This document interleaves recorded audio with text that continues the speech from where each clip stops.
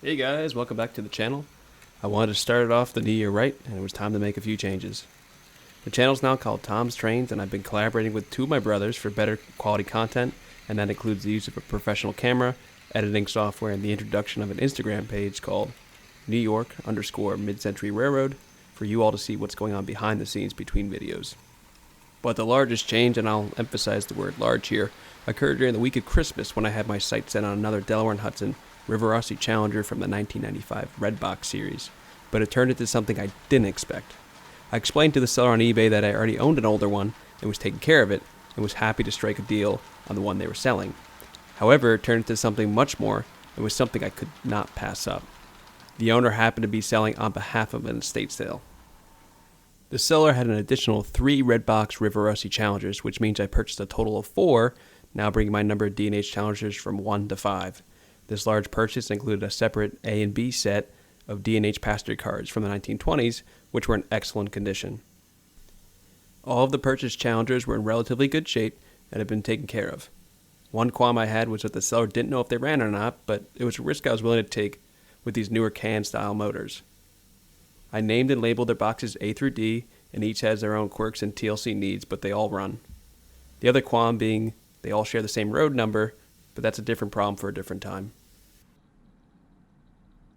I immediately noticed some differences between the older AHM Riv style versus the newer Rivarossi Redbox models. You'll notice the grab irons and metalwork are more decorative, the drive flanges are larger, and this model does not have the white painted steps over the length of the articulated boiler. You'll also notice the livery is not the accurate colors of the prototype and only has white for the road names and road number.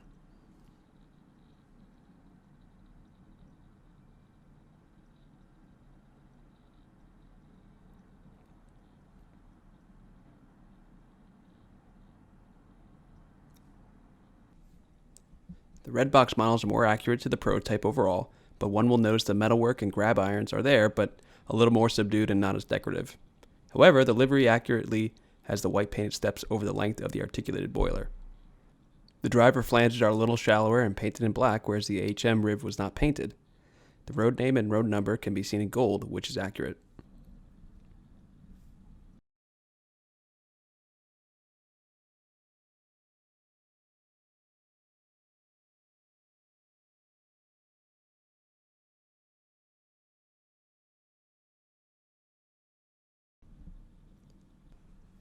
Unboxing these 4 new-to-me Challengers was satisfying since the previous owner clearly kept things, including documentation, clean and organized.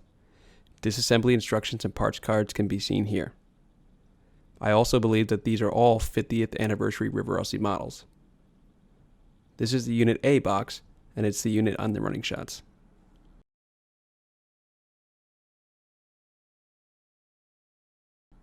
Another purchase I made in December, which was on Amazon, was the Oneonta Roundhouse by Jim Loudon. This incredibly detailed book goes over the history of the D&H Roundhouse in Oneonta, New York, which is significant for me since it has blueprints, dimensions, and photos from within the roundhouse itself. I hope to use this as a reference one day for when I build a dedicated D&H layout. It even has a whole section on the Challengers and their story. It was all the more interesting since I lived in Oneonta for 4 years. The following shots are of my brother's Chessie GP38 and Western Maryland GP38 in the inner loop, and the newly purchased Redbox D&H Challenger Unit A pulling the A set of the Rivarossi passenger cars in the outer loop. The Baldwin Shark Nose makes an appearance or two.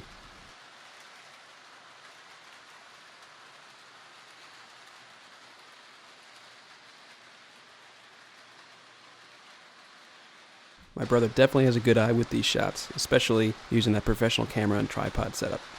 Enjoy.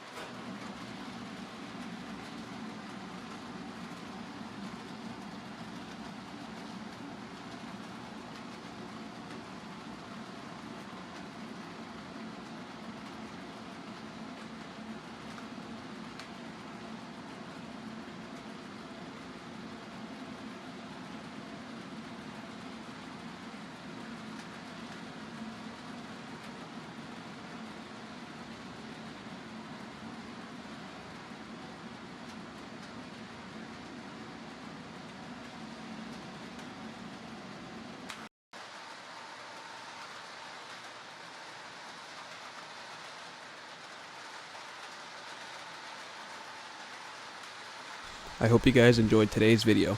It really was a lot of fun to make.